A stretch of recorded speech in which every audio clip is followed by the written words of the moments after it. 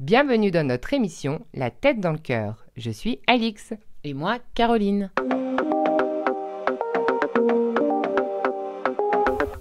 En préparant cet épisode, nous avons posé cette question autour de nous. Quel rapport entretenez-vous avec votre corps ? Après analyse des réponses de ce mini-sondage, le résultat est sans appel et peut se résumer en un seul mot, compliqué.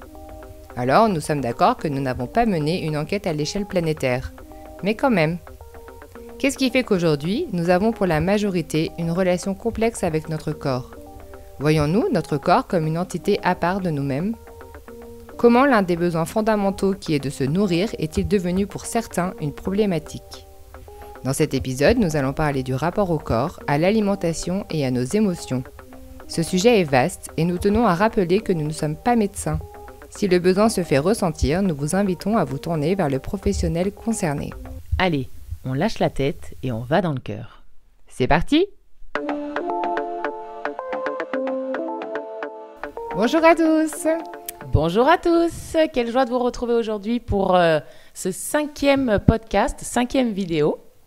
Aujourd'hui, on va parler du poids, de l'alimentation, du rapport au corps, dans un contexte sociétal où on a des idées déjà très arrêtées sur ce qu'est un corps beau, un corps harmonieux, avec des codes très définis qu'on connaît tous, la minceur, l'aspect physique. Donc déjà on grandit quand même tous avec des codes à respecter, entre guillemets, si on veut être, entre guillemets, encore une fois, une personne qui a un corps qui est beau. Au point où, ces derniers temps, on voit émerger sur les réseaux sociaux tout un mouvement qu'on appelle le body positive. Je ne sais pas si c'est une notion qui parle à quelqu'un, qui d'ailleurs de prime abord est quelque chose de positif, parce que c'est tout l'intérêt de ce mouvement, c'est d'accepter son corps et se détacher finalement des dictates imposés par la société qui, eux, ont estimé qu'un corps, pour être beau, était défini par tous les critères que j'ai énumérés précédemment. Mais aussi, ça peut pousser dans un extrême où il y a un peu cette notion de il faut accepter son corps tel qu'il est malgré tout, même si viscéralement, finalement, on est mal dedans. Et donc, encore une fois, on décentre finalement la personne. C'est vraiment, il faut faire ça. Mais même si t'es pas bien, il faut que tu acceptes ton corps tel qu'il est. Et nous, ce qu'on aimerait aborder ici, vous savez très bien dans la tête dans le cœur ce qu'on fait, c'est qu'on aimerait replacer les gens, les personnes au centre du débat, entre guillemets. Et on va aborder du coup toute cette notion de rapport au corps, à l'alimentation, etc., via le prisme émotionnel. Donc on va commencer par parler d'une notion que Caroline va nous expliquer, qui sont toutes les blessures morpho-psychologiques. Alors, est-ce que tu veux bien nous en dire plus sur cette notion-là ? Ah bah oui, avec plaisir, surtout que c'est passionnant. Quand j'ai découvert ça, j'ai trouvé ça extraordinaire de voir à quel point nos blessures ont un impact sur la morphologie que l'on a. Alors, il existe 5 blessures. La trahison, le rejet, l'abandon, l'humiliation et l'injustice.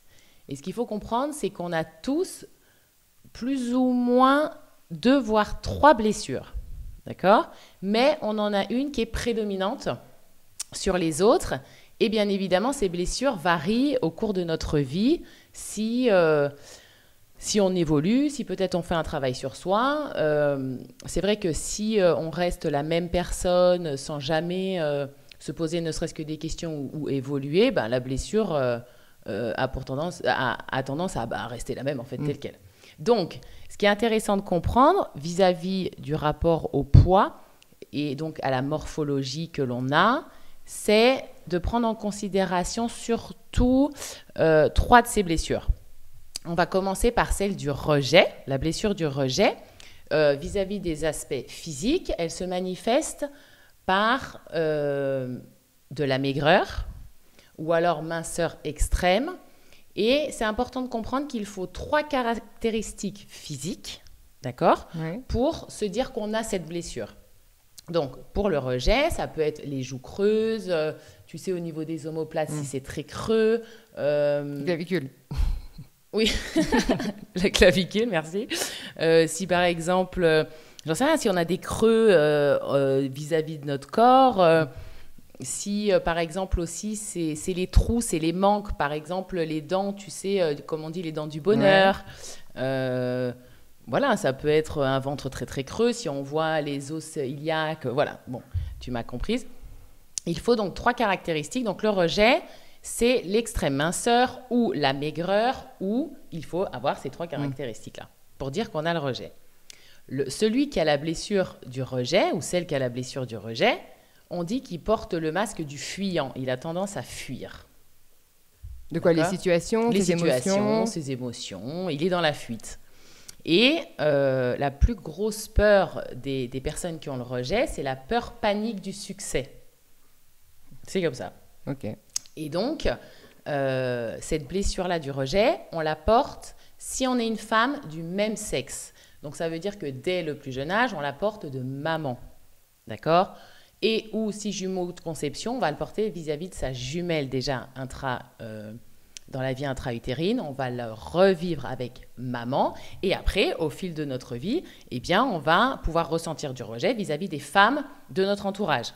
Okay. Ou des femmes de la société. Si on est un homme, on va porter le rejet donc de papa et ou de son jumeau de conception. Et après, le revivre avec tous les hommes qu'on va côtoyer au cours de notre vie. Ok. Il y a une autre blessure à prendre en compte vis-à-vis du corps, du poids, c'est la blessure de l'humiliation. Alors celle-ci, qu'on soit un homme ou une femme, on la porte tous de maman. Voilà. Et la blessure de l'humiliation, elle va avoir pour conséquence au niveau de la morphologie des rondeurs, le surpoids, l'obésité. Mais on n'est en rien obligé d'être en surpoids ou obèse pour porter la blessure de l'humiliation. Si on a 3 caractéristiques physiques qui correspondent à de la rondeur, on porte la blessure de l'humiliation. Par exemple, une tête très ronde, des fesses très rondes, des épaules très rondes, un nez rond. Et ça va même jusqu'à la tenue vestimentaire. Si on porte des lunettes rondes, si on a des boucles, j'en sais rien moi, ça peut aller jusqu'à même la tenue vestimentaire, c'est vraiment intéressant. Et donc, la blessure de l'humiliation, on va porter le masque du clown ou du masochiste.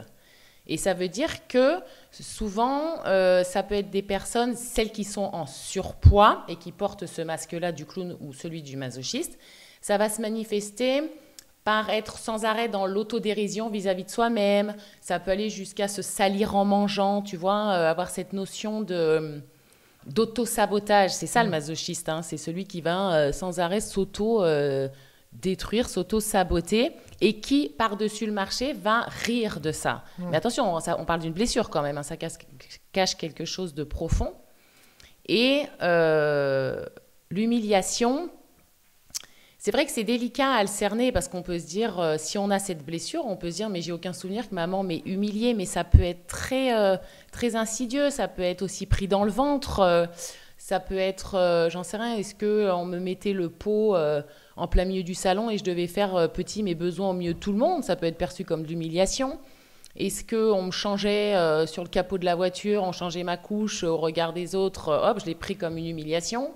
Ça peut être avoir honte, j'en sais rien, moi, avoir honte. À un moment donné, on a perçu de la honte. Et cette blessure, eh bien, on se la traîne au fil du temps. Et pour finir, on a la blessure de l'abandon. Et la blessure de l'abandon, si on est une femme, on va la porter du sexe opposé. Elle va venir du sexe opposé, d'accord ? On peut l'avoir vécu via dans l'enfance, donc avec papa, et après avec les hommes que l'on va rencontrer. Et si on est un homme, on la tient de maman et après des femmes que l'on va côtoyer. La blessure de l'abandon, on va porter le masque du dépendant. Ok, ce sont des gens qui souvent vont être dans la dépendance ou ont peur de l'abandon. Hein, ça porte bien son nom, la blessure de l'abandon. Et au niveau des caractéristiques physiques, ça va être tout ce qui va pendre.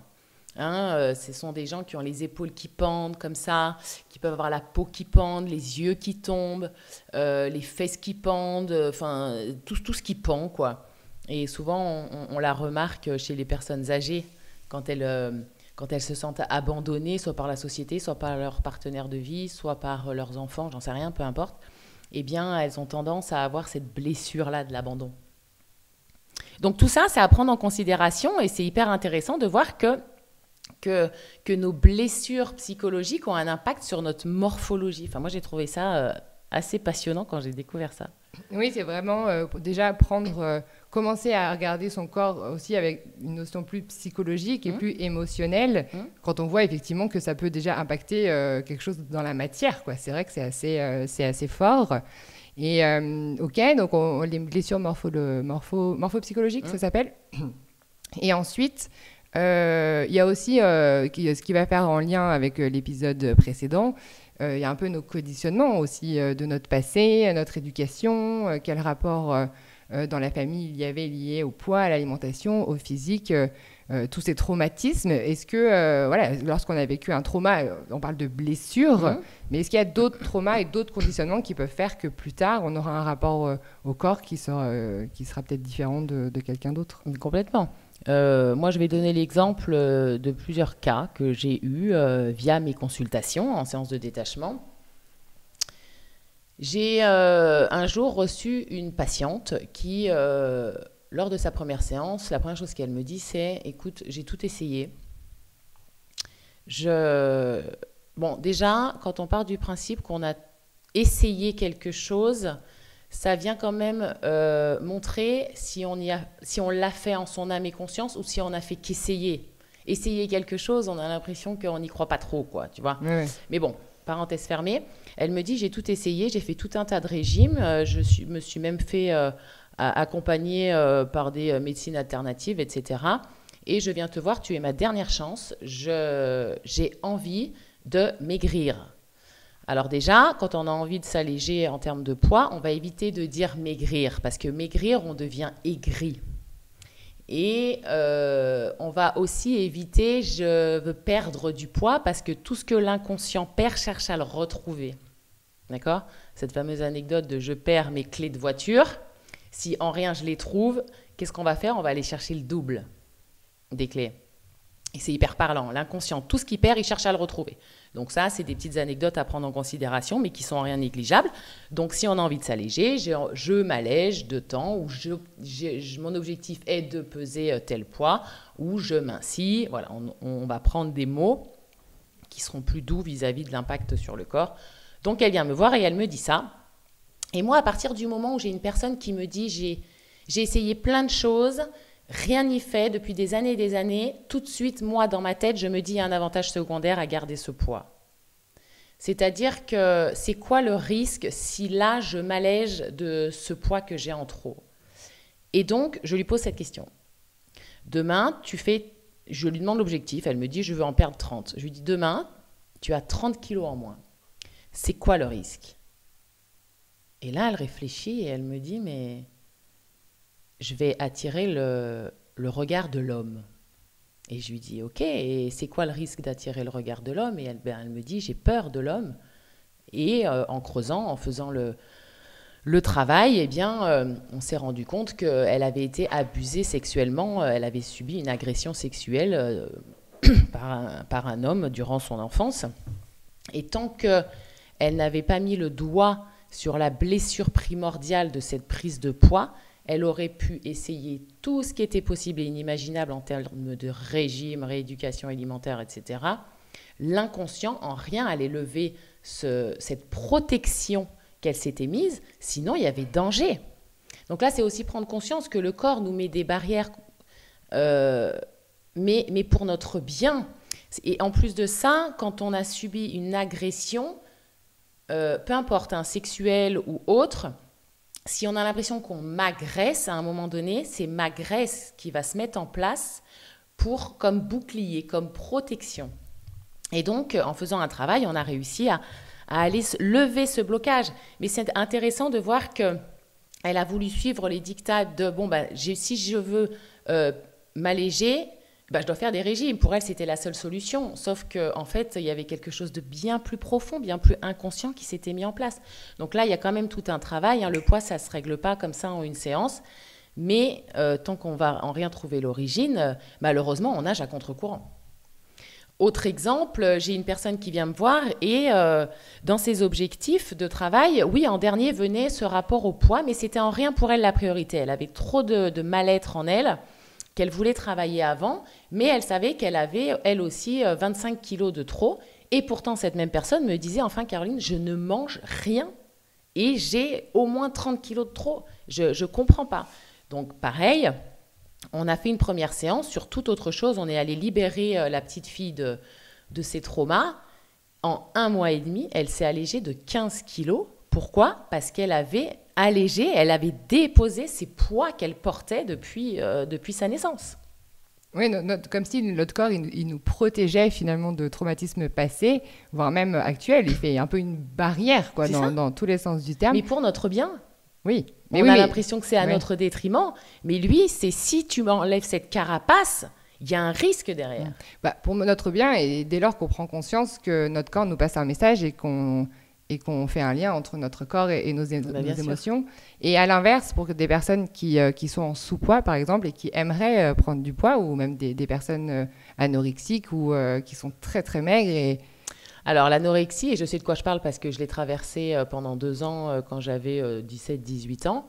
L'anorexie, c'est souvent en lien avec la relation à la mère, hein, très souvent. Mais l'anorexie, donc, comme je disais tout à l'heure, c'est la blessure du rejet. Donc, c'est vraiment, je me rejette la vie, je rejette limite ma venue sur Terre, quoi. Je rejette complètement tout autour de moi et surtout, je me rejette moi, à tel point que je vais devenir de plus en plus transparente aux yeux des autres, jusqu'à être un squelette. Et le squelette, c'est quand même la mort, quoi, hein. L'anorexie, c'est comme les autres, mais ça reste une blessure quand même très, très profonde. Et donc, pour celles et ceux qui, aujourd'hui, ont des difficultés à prendre du poids, pour moi, elle porte, mais plus la blessure du rejet. Donc là, il y a vraiment un travail à faire avec la réconciliation de soi-même, réconciliation avec la vie et s'alimenter. Je me nourris, oui, de nourriture, mais je me nourris de quoi d'autre, quoi ? C'est mon rapport à la vie. Hein ? Oui. Tout à l'heure, quand on préparait l'épisode, tu parlais aussi de cette notion dans la place qu'on a dans la famille, où si des fois on se sent peut-être un petit peu effacé, on aura tendance à peut-être prendre du poids pour prendre notre place d'un point de vue physique. Donc il y a toujours aussi cet aspect environnemental dans la famille dans laquelle on a grandi. Oui, il y a l'exemple...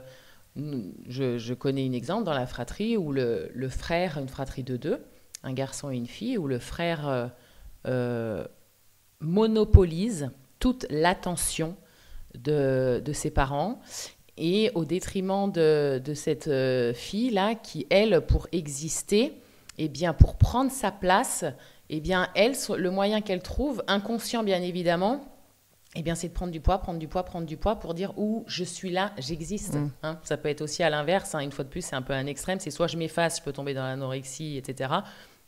Mais je rappelle que l'anorexie, c'est quand même plus lié à la maman. Et elle, la problématique, c'est aussi par rapport à son frère. Pour prendre sa place, elle prend du volume.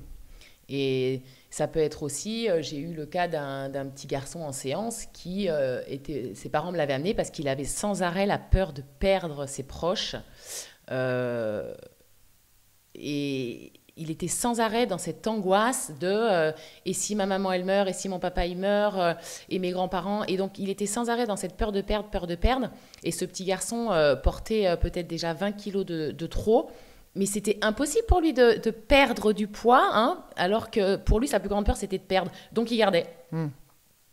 Oui, le fait de stocker, souvent aussi on dit des personnes qui ont des intérieurs de maison qui sont surchargés ou qui ont besoin que le frigo, les placards, etc. soient remplis. Il y a ce côté de stocker et du coup, c'est vrai que tout est lié. Dès lors qu'on a des difficultés à se délester, en tout cas d'aspects matériels, d'objets, etc., on aura encore plus de difficultés à se délester d'un poids. On parlait du coup de l'enfance. Nous, c'est vrai qu'on on a été aussi dans une famille où le rapport au poids, notamment pour les femmes, était quand même très compliqué. Et je parle de famille au sens large, cousins, cousines, oncles, tantes, grands-parents, etc. Où la première des choses qu'on faisait, que nos aînés, en tout cas, nous disaient quand on se voyait, c'est « Oh, t'as minci » ou « Oh, t'as grossi ». Et avant de nous demander si ça allait, quoi. Nous, c'est vrai que on a vraiment vécu dans une famille où le rapport au corps et notamment à la minceur était très important, d'autant que paradoxalement, si on ne mangeait pas, la famille pieds noirs, etc., si on ne mangeait pas assez à table, on était forcément malade ou on était forcément pas bien psychologiquement. Donc il fallait non seulement qu'on mange énormément à table, mais par contre il fallait qu'on reste mince de l'autre côté. Et c'est vrai que qu'est-ce qui se joue quand dans une famille on grandit déjà depuis tout petit avec des croyances finalement qui nous poursuivent, quoi. Déjà là c'est le bon exemple du transgénérationnel dont on parlait l'autre fois. Je pense que ça date nous de 2 ou 3 générations, cette histoire là de minceur, d'apparence physique où dans l'idéal il faudrait être mince. Donc déjà ça on se le porte dans nos gènes, et puis on se porte aussi pendant la grossesse, comment maman se sentait quand elle nous attendait. Est-ce qu'elle avait la phobie de prendre 1 gramme pendant la grossesse? Comment elle se nourrissait? Émotionnellement aussi, comment elle se nourrissait? Parce qu'évidemment, ça a son impact. Et puis, ça fait partie, ce que tu dis, des conditionnements depuis qu'on est né. Nous, c'est vrai qu'on a grandi avec cette pression de faire attention à ce qu'on allait manger, parce qu'après, lors des retrouvailles familiales, c'était la moindre réflexion, et on ne se rend pas compte, comme une réflexion, ça prend 3 secondes à la dire, mais ça prend des années à la guérir. Oui, et puis il y a vraiment ce truc de la première des choses que je remarque chez toi, c'est je t'analyse physiquement. C'est fait voir, t'as minci, t'as grossi. Alors peut-être que ça part d'une bonne intention de dire à quelqu'un oh, t'as perdu du poids. Mais en tout cas, dans l'inconscient, ça sous-entend que déjà avant tout, on est un corps physique et visuel qui doit être harmonieux et surtout beau à regarder, en tout cas dans les codes dans lesquels on évolue. Et puis aussi, il y a ce rapport à la nourriture. Donc nous, c'est vrai qu'on a grandi dans une famille où on a mangé globalement extrêmement équilibré. À un moment donné, ça ne nous a pas empêché de prendre le contre-pied ou quand notre mère partait, on achetait des cordons bleus, des céréales, des choses qu'on n'avait pas le droit de manger le reste de l'année. Et puis c'est ce truc de finir à tout prix nos assiettes. Il y avait vraiment toute une génération où c'était impensable de laisser... si on n'avait plus faim, non, il fallait finir l'assiette. Ce qui fait qu'une fois adulte, moi, personnellement, je me suis rendu compte que je mangeais alors que je n'avais pas faim. À aucun moment, on nous a appris, mais on nous a appris à bien manger, à bien cuisiner, à manger sain, etc. Mais cette notion de satiété et d'être capable de dire « non, stop, là, j'ai plus faim », aussi, ça nous décentre complètement finalement de le message que notre corps nous fait passer, comme s'il était en comme si le corps appartenait aux autres et il n'était pas lié finalement à nos propres ressentis, nos propres émotions, quoi. Oui, il y a ça. Et puis il y a aussi, évidemment, dans quel contexte familial, émotionnel j'ai grandi. Est-ce que mes parents se disputaient et puis ma mère, pour aller apporter un petit peu de joie et de douceur, elle nous emmenait au restaurant pour essayer de faire un peu passer la pilule. Plus tard, ça peut être une réaction. On peut avoir mis en place du coup un mécanisme de nourriture émotionnelle. Allez, ça a été pas drôle aujourd'hui, on va aller manger au restaurant. Bon, c'est quoi l'idée, tu vois? Ça peut être aussi dans quel climat se passaient les repas. Est-ce que je mangeais tout seul dans la cuisine? Aujourd'hui, quelle intention je mets lorsque je passe à table? Est-ce que non, au contraire, c'était des moments familiaux, quotidiens, j'en sais rien, le soir, et où il y avait du partage, où il y avait une belle ambiance, une belle énergie? Ou est-ce que c'était des repas où ça partait en clivage, en dispute, et finalement, moi, manger aujourd'hui, ça, c'est pas forcément quelque chose d'agréable. Enfin, voilà, tout plein de contextes et de conditionnements qui font qu'aujourd'hui, évidemment, que ça a un impact et qu'on a enfoui, qu'on a oublié aussi. Oui, et donc tu parlais de cette notion de nourriture émotionnelle, là tu l'as mentionné. Je pense qu'on est tous et toutes confrontés au quotidien à des moments où on a envie de manger un truc ou un autre. Typiquement, moi je sais que globalement je mange sainement, en tout cas équilibré. Mais il suffit qu'un de mes enfants soit malade pendant 3 jours et d'être dans ce monde parallèle où on s'occupe de lui. Le soir, j'ai qu'une envie, c'est manger un McDo ou c'est manger un gros plat de pâtes, je vais pas y arriver, un plat de pâtes, devant une bonne série, comme si j'avais besoin un petit peu qu'on me réconforte. Mais bon, comme je suis seule chez moi avec mon mari, bah forcément, ça passe tout de suite par l'alimentation, quoi. Ou d'avoir envie d'un petit truc, je vais pas y arriver aujourd'hui, avoir envie d'un petit truc sucré devant la télé, enfin voilà, c'est ces moments-là. Oui, je pense que si vraiment on est honnête, on a tous un peu ce moment de craquage là, où on va sauter sur quelque chose qui a connotation malsaine et qui en fait juste du bien, et c'est OK.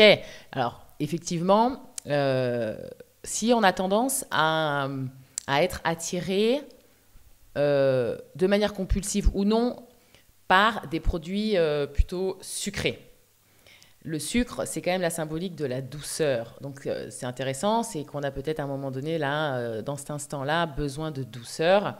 Si par contre, on a envie de manger quelque chose de gras, de vraiment réconfortant, là, et ben ces plats gras, le gras, c'est la symbolique d'avoir ce besoin d'être protégé, rassuré.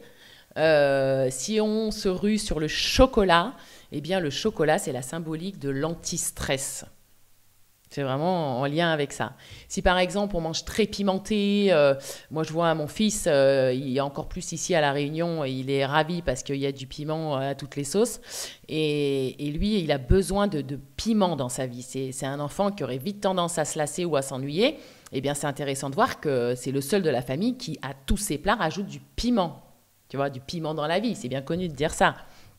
Enfin voilà, c'est marrant et intéressant de voir que même ça va jusque-là, par quoi eh bien, notre inconscient nous amène dans tel moment de notre vie. Et aussi, ce qui est intéressant, c'est que si on est une personne qui contrôle sa nourriture, par exemple, c'est un domaine qu'on contrôle, enfin on a l'illusion de la contrôler, eh bien, dans tout ce qu'on va contrôler, il y a forcément un moment donné où la balance va aller de l'autre côté. C'est-à-dire qu'on va contrôler sa nourriture, donc ça va être quelque chose, il y a quand même cette notion de lutte et de combat un peu dans le contrôle. Il y a forcément un moment donné où il va y avoir un craquage. Mais ça, c'est pour tous les domaines. Hein. Oui, genre un régime hyper strict ou oui, de toute façon, on le sait aujourd'hui, les régimes ça ne fonctionne pas. On a plus tendance à parler de rééquilibrage alimentaire.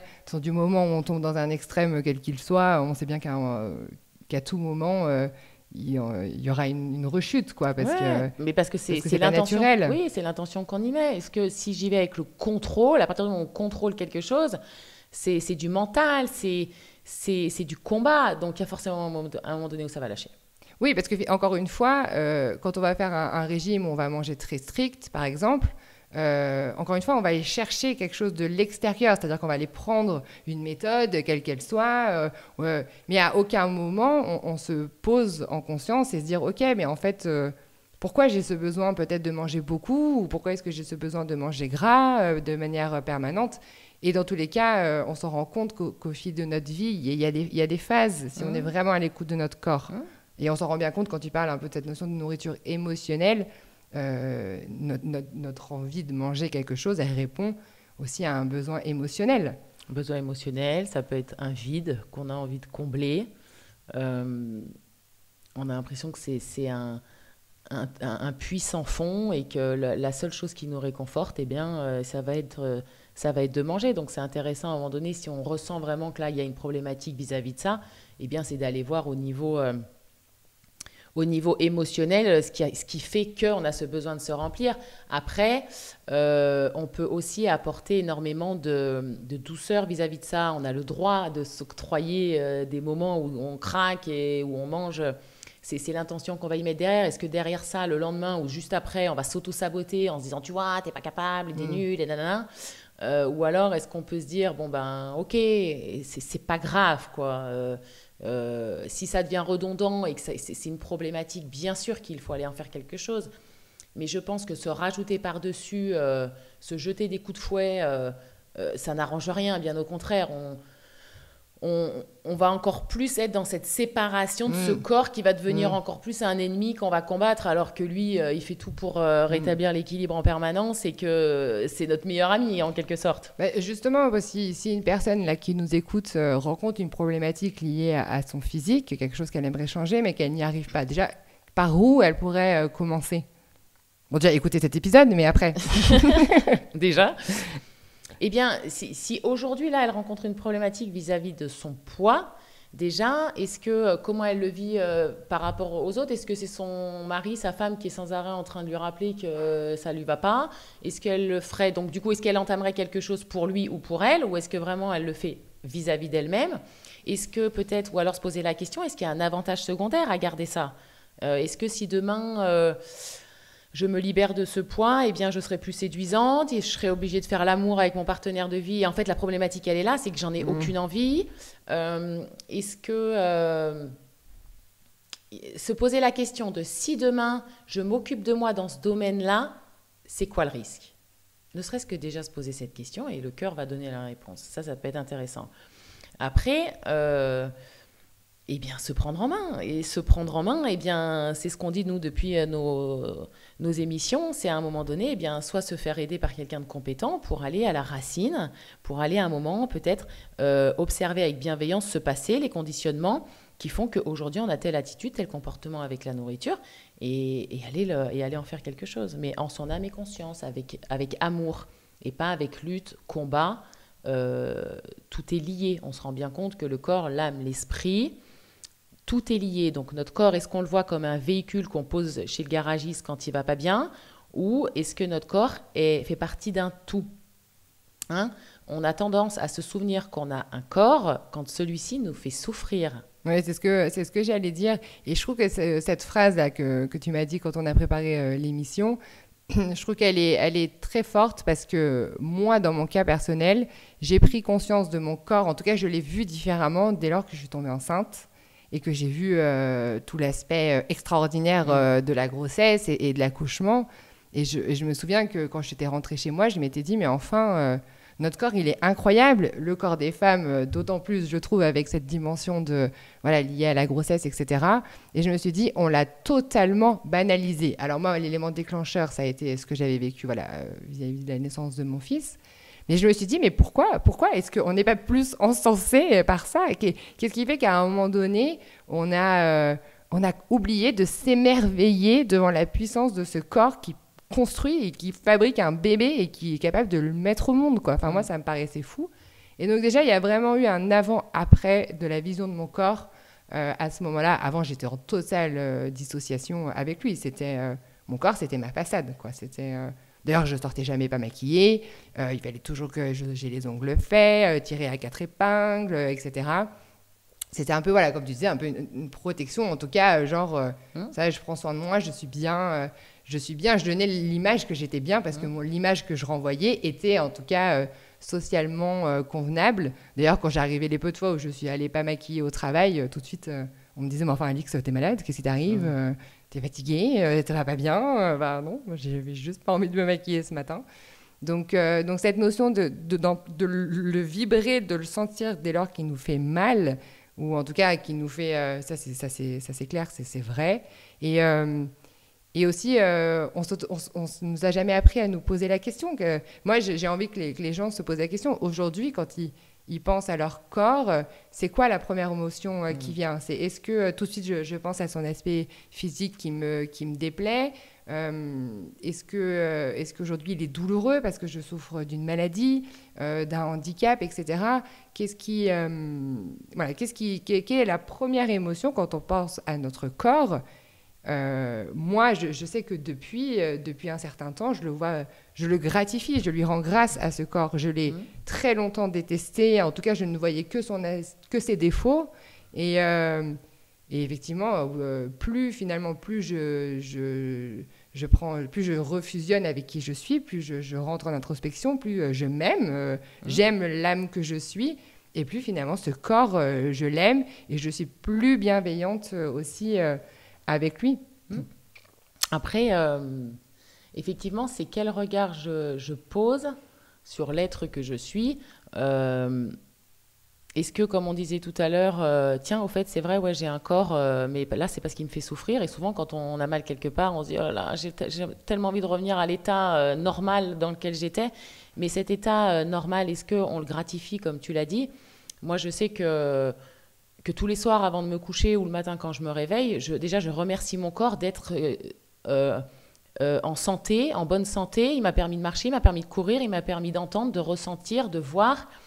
euh, de goûter et juste ne serait-ce que prendre 2 secondes pour être dans cette gratitude, eh bien déjà, je trouve ça intéressant, c'est-à-dire qu'on reprend conscience là de ce corps qui est le nôtre. Après, euh, c'est ce qu'on disait tout à l'heure, si on décide de mettre en place quelque chose pour améliorer un aspect de notre corps, eh bien, avec quelle intention je fais ça?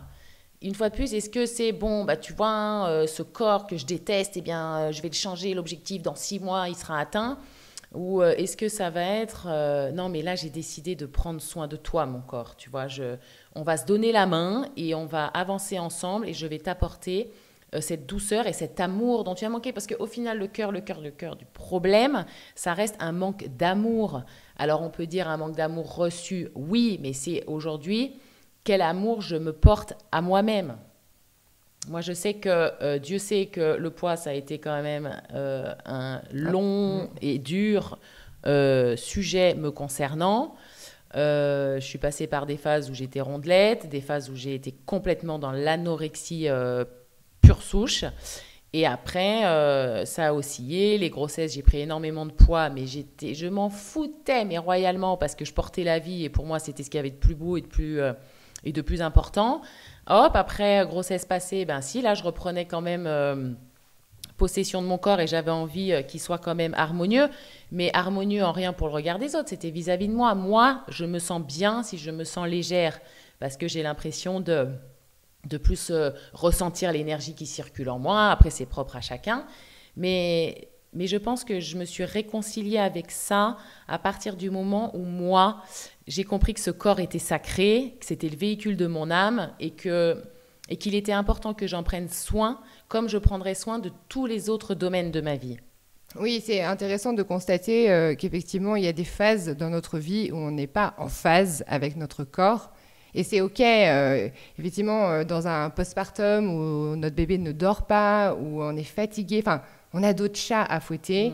Alors souvent, on se regarde dans la glace et on se dit, oh là là, ce corps, il est complètement déformé. Et ça peut encore plus nous miner le moral, et je le comprends tout à fait. Mais il y a vraiment des phases de sa vie où on peut un peu se lâcher la grappe et se dire, écoute, chaque chose en son temps, et on se rend bien compte, en tout cas, d'après les expériences que tu as racontées et les nôtres, que du moment où le mental ou l'émotionnel plutôt n'est pas au rendez-vous, enfin, c'est difficile d'être dans un juste équilibre avec notre corps parce qu'il nous fait passer des messages et peut-être effectivement accepter qu'il y a des moments dans notre vie où bah non, là en ce moment je suis pas bien dans mes bases, c'est pas la priorité, et à la fois ou à l'inverse se dire bah je pense que j'ai besoin de remettre en place peut-être un rythme de vie un peu plus sain, manger plus équilibré, peut-être aller faire du sport, quel qu'il soit, et que aussi ça va peut-être lancer une dynamique dans laquelle ça va nous permettre de... Mais moi qui par exemple vais à la salle de sport depuis 1 an à peu près, bon, déjà moi dans la famille j'étais là pas sportive aux yeux de tous, bon pourtant j'ai fait énormément de danse, je ne comprends pas pourquoi, mais j'avais un peu cette image de Alix la pas sportive quoi. Donc déjà pour réussir à intégrer le fait que je pourrais aimer le sport, déjà ça a été compliqué parce que bah non, toi t'es pas sportive, tu vas pas aller à la salle de sport.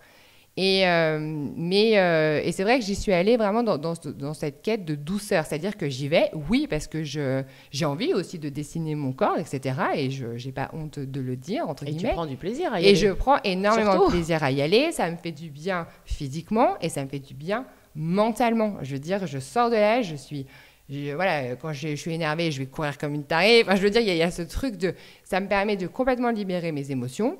J'y vais 3-4 fois par semaine. J'y suis pas allée pendant les 15 jours de mes vacances. Pas au point de...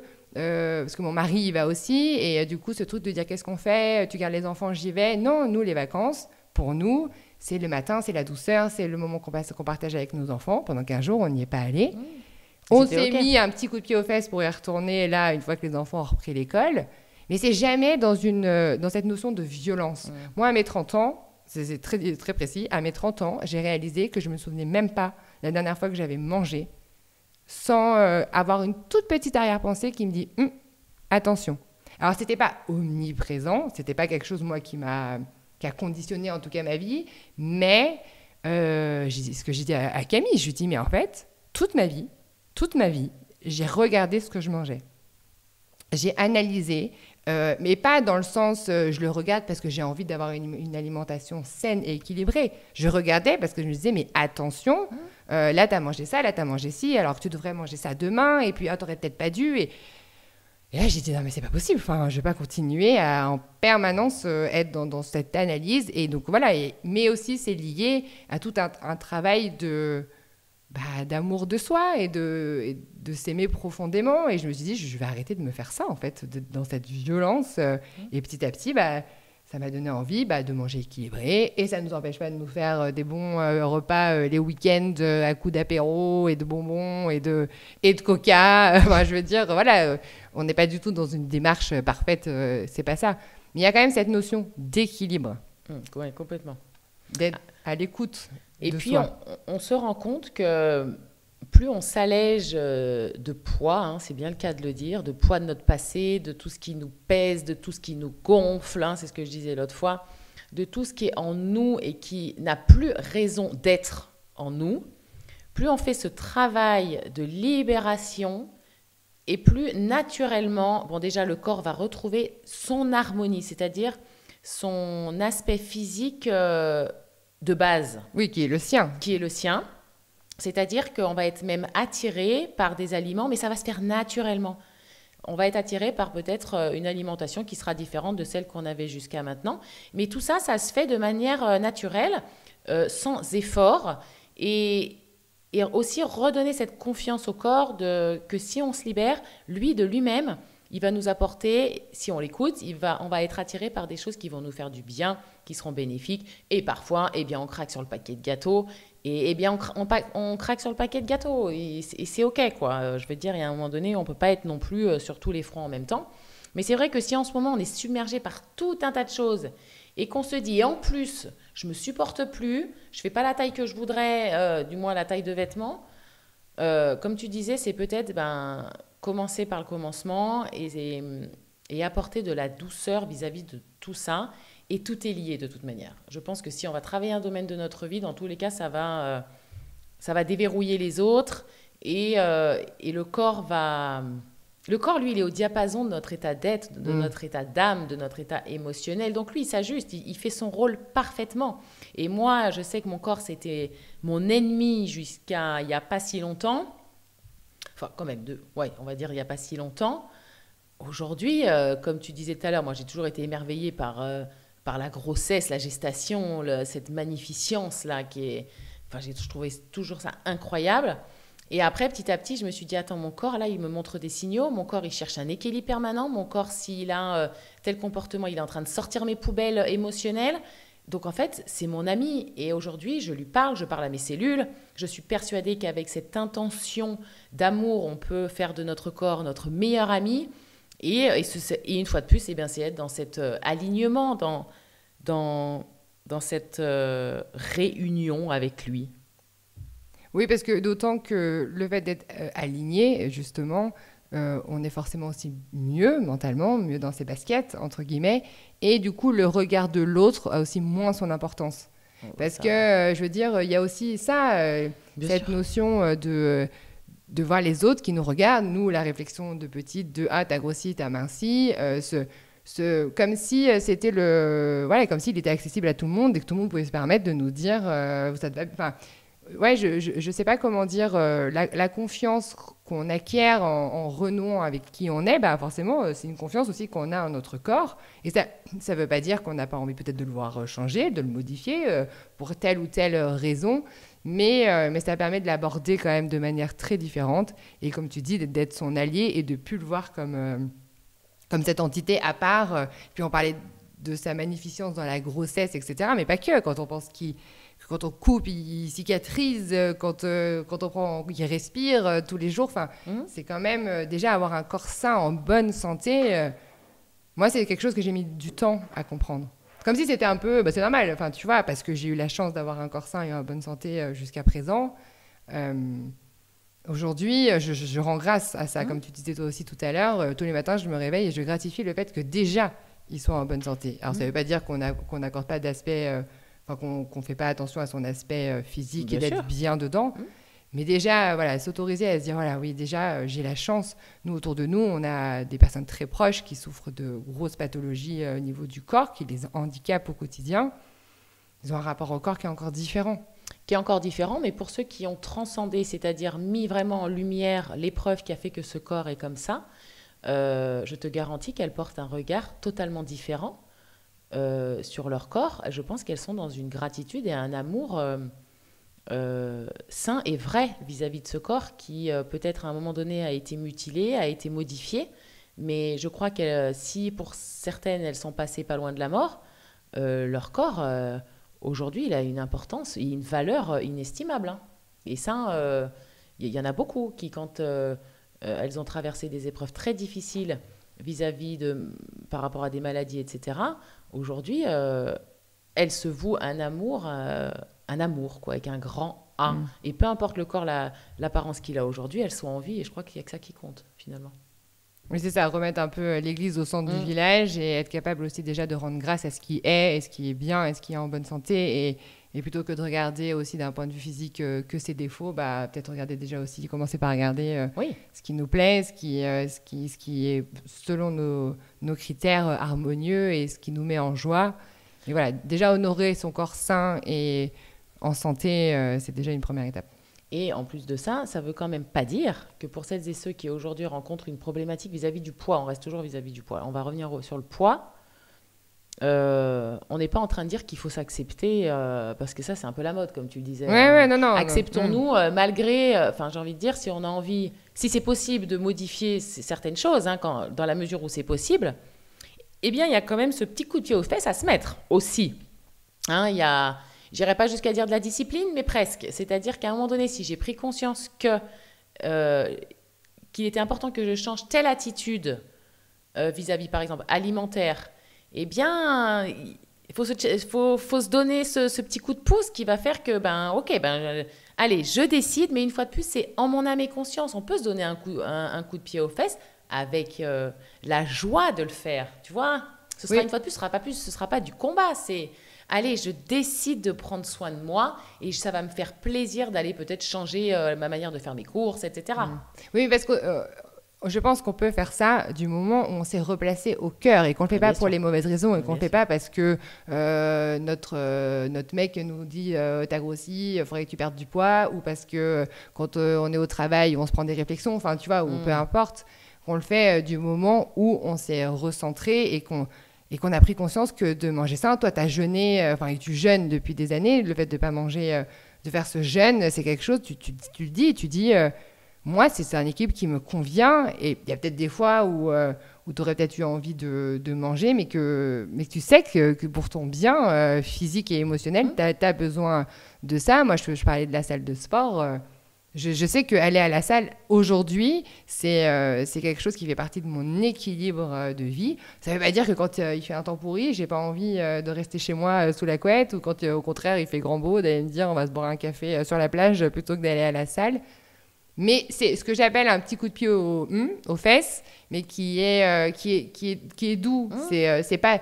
S'écouter, c'est pas se laisser aller dans un truc qui, au final, est délétère pour nous. C'est un cercle vicieux. Donc, je suis d'accord avec cette notion de, je sais pas si on peut appeler ça de discipline, mais en tout cas, de se dire que par moment, on n'a pas envie. Alors, des fois, on n'a vraiment pas envie pour une raison, c'est OK. Mais des fois, on se dit, allez, on y va, ou on fait ses courses, on se dit, on va prendre de quoi manger équilibré, parce qu'on sait qu'on sera content, au final, à la maison, de manger des plats sains. Mais encore une fois, je pense que c'est viable du moment où on s'écoute et qu'on fait les choses pour soi et pas dicté par quelqu'un d'autre, quoi. Ou pour les autres. Bon, je crois qu'on a fini pour ce sujet. Ça fait déjà 47 minutes, 48 bientôt, qu'on parle. Donc, Ce serait intéressant que ceux qui nous écoutent nous partagent. Autorisez-vous à nous partager dans les commentaires comment vous, par exemple, eh bien, aujourd'hui, vous vous sentez et vous vous situez par rapport à ce rapport alimentation, corps, amour de soi. Voilà. Comment aujourd'hui vous êtes, tout simplement vis-à-vis de tout ce dont on vient de parler. Bah oui. Et puis en attendant, on vous dit à mardi prochain et pensez à nous retrouver sur Instagram et Facebook. C'est un lieu d'échange qui est chouette et surtout qui est rempli de bienveillance et d'amour. Donc vraiment, autorisez-vous à nous laisser des commentaires et on se fera un plaisir de vous répondre. À très bientôt les amis, une très bonne journée ou soirée à toutes.